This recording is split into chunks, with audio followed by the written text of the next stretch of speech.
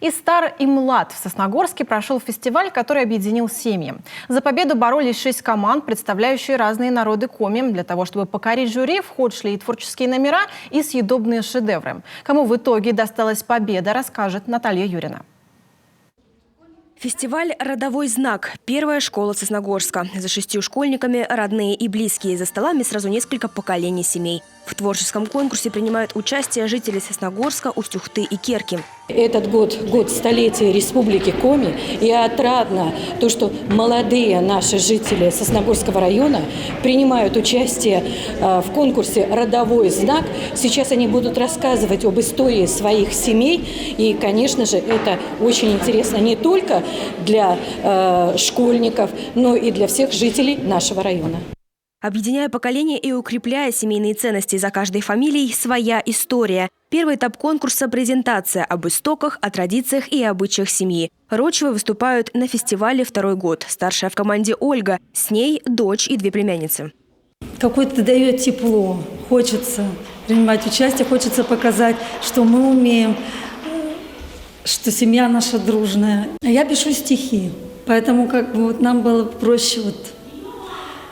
И один номер у нас будет посвящен столетию Республики Коми. Это мое стихотворение. От поэзии до танца. Второй этап творческий. Участницы ансамбля «Зильзёль» сестры Вера Канева и Надежда Попова вместе с внучками и снохой исполняют песню на коми-языке.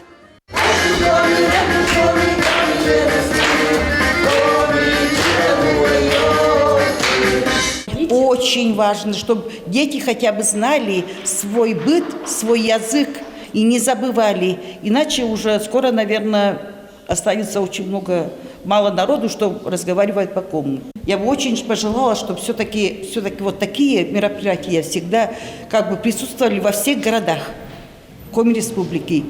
На десерт кулинарный конкурс. Пироги, творог, варенье из морожки. Все домашнее. За выступлением участников следит жюри. За номера и блюда выставляют баллы.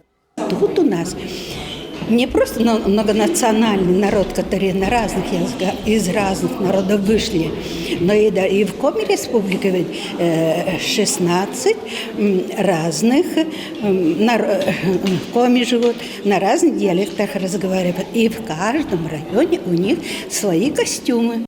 Без призового места никто не остается. Все 6 становятся победителями в своей номинации. Наталья Юрина, Полина Быстракова, Евгений Юрин, телеканал Юрган, Сосногорск.